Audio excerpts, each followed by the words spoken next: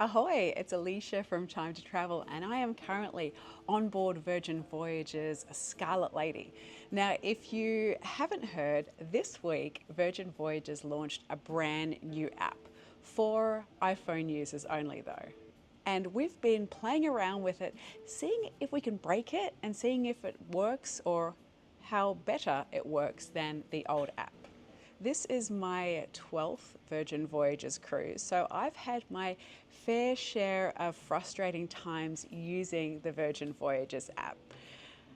Some of the most notable ones are the glitching of the app when you move from one space to the other. It feels like it has, trouble picking up on the hotspots around the ship.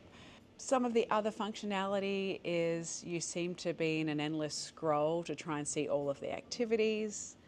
And another one for the second sailor in your cabin is that they can't seem to view the onboard charges for the ship. So let me take you through some of the improvements on the new app and some of the things that perhaps could be better, some of the better things from the old app. Now, admittedly, this is a work in progress. And I think they've rolled out a brand new app simply because they've been trying and trying for years to get the old app to work properly, that they've just scrapped it all and gone with a fresh one. So on the old app, if you were hankering for a champagne, you could simply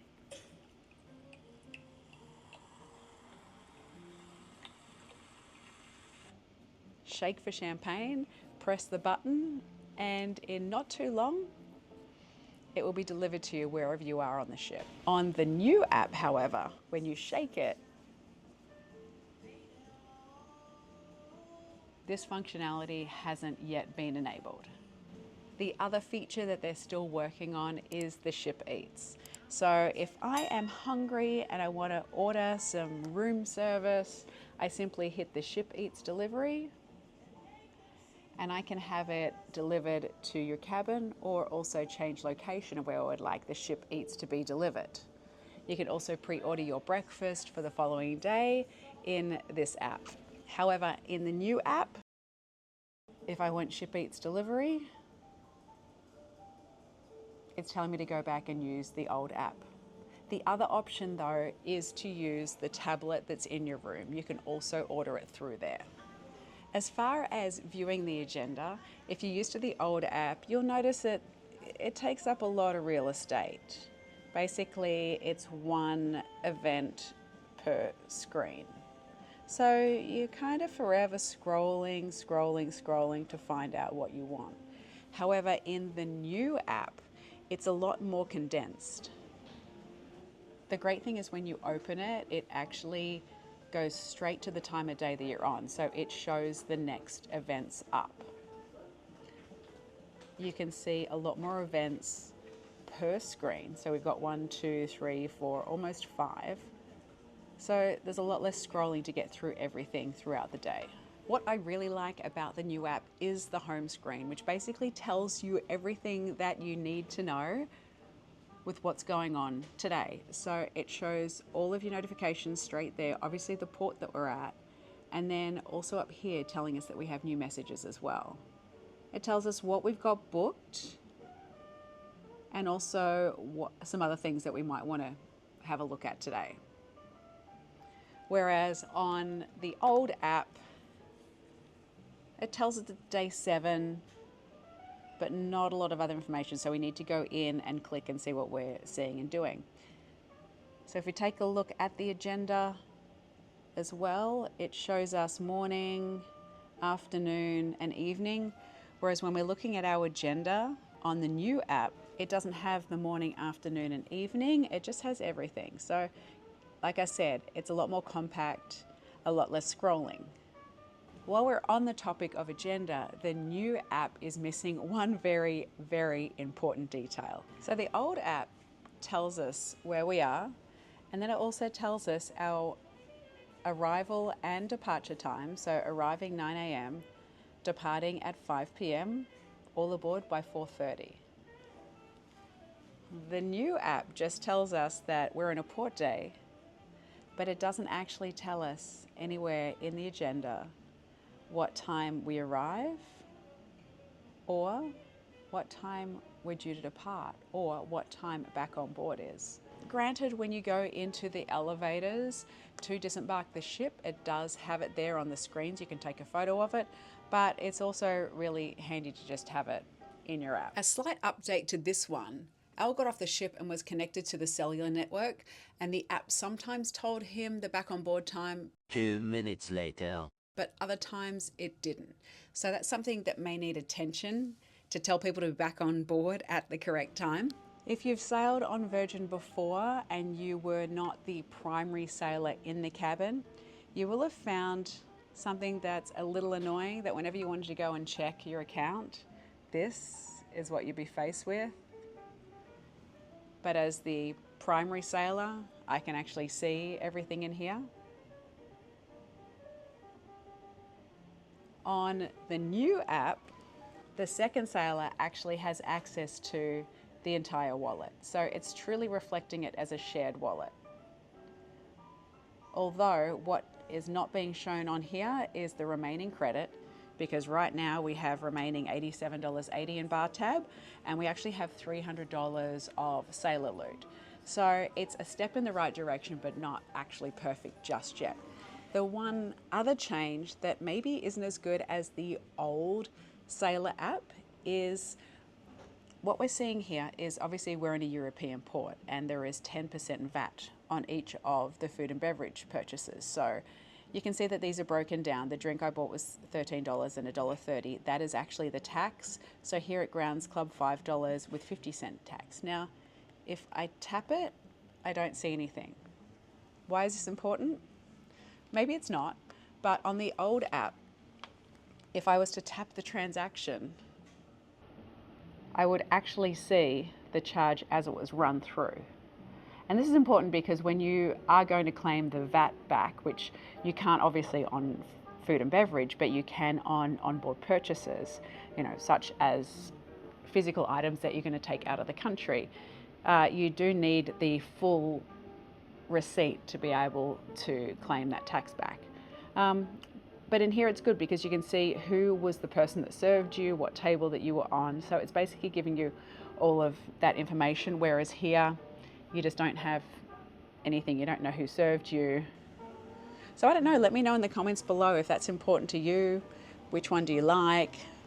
One thing that the new app is missing from the old app that I actually prefer is when you have booked into something, it will show you on when you're browsing the event lineup. So if I go here on Wednesday the 11th, I can see here on the spin out class, there's a little icon there, which means that it's booked. Whereas when I have a look at the new app, it doesn't give me any indication that I am booked in it. That is what I'd really like to see. And even if I go in, still is not showing me that I'm in it. If I add to planner, that's the point where I can see that we're both booked in for the cycle class. So that's kind of annoying because we're on an 11-night sailing and I forget what we're booked in for. So it'd be really nice to be able to look at the event lineup and see that, oh yeah, we've already booked in for these things, as well as including in the event lineup when you have your dining booked. That's the other thing. So many times you go in there and you try and book it, and then when you do, it says you have a conflict. So it'd be really handy if it could be that interactive, that it included your agenda in the actual event lineup. So you knew what it was that you had booked already for the day and you could work around it. So obviously the new Virgin Voyages app is a work in progress. If you do want to download it, you can find it in the App Store. Currently, at the time of filming, only available for Apple users. It's called Virgin Voyages, whereas the old Sailor app is called the Sailor app.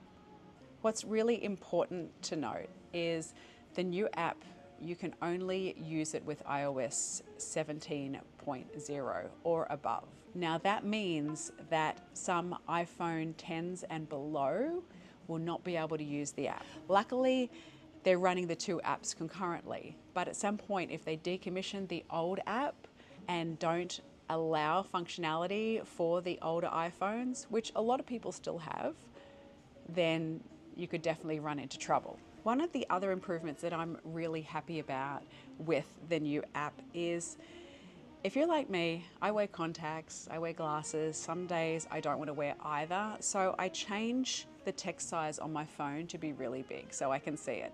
And what would happen with the old app is, when I increased the text size, I couldn't actually scroll down to book things because they would be out of the page. So that was a problem for me. Whereas with the new app, if I increase the text size, it still allows me to access all the functionality and all the bookings and all the buttons. Another area of the new app that has a lot less information than the old app is when you go into your voyage settings. Now, this is where you would go in and change your sailing if you wanted to go and make reservations in a different sailing. It also has your emergency contact, it has your communication preferences, your login information. You can see it all here. Whereas the only thing in the profile and settings in the new app is your terms and conditions, the option to log out, or the option to delete your account. Now, just on that note, when you are on board and you are logged in and linked into the ship Wi-Fi, you can't actually switch voyages, which may or may not be important to you. We are on multiple back-to-backs over the summer here, so it would be handy if we were able to switch between the voyage and be able to manage some of the future bookings that we have. But any issues that we have had, we've just gone to Sailor Services and asked them to make the adjustments in the other sailings. One thing that I would love to see Virgin do in this new app, and I can't believe that I'm actually suggesting they do something that Carnival already does, but Carnival, for their anytime dining, it has the ability for you to actually waitlist for a table, and then once you receive the notification that your table is ready, then you go down to the restaurant. What I'm seeing on board, and this has always been a problem, is particularly for the wake, it is always booked out, and the lines for people to actually check in for their dining time often stretch back way past the dockhouse. And that's not just people checking in for their dining, it's also people that are trying to do walk-ins. So to be able to take the walk-in people away and actually have them get their tables through the app will be much more efficient, and it will also save all the congregation and all the lines through the various dining venues. There have also been some discrepancies in the event lineup between the old app and the new app. For example, it said that Stargazer was on at the dock. However, that had been on 3 nights before and it was a one-time only event. So overall, I think the new app is a step in the right direction, most definitely, and Virgin are really receptive to our feedback around it as well, being the first users of it on board. So let me know what you think of the changes to the app. What would you like to see added to the app? Drop it in the comments below.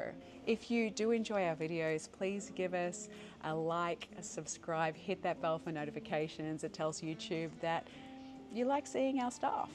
I hope this was helpful for you. I hope that we're going to see you on a sailing sometime this summer. Thanks again so much for watching, and happy cruising.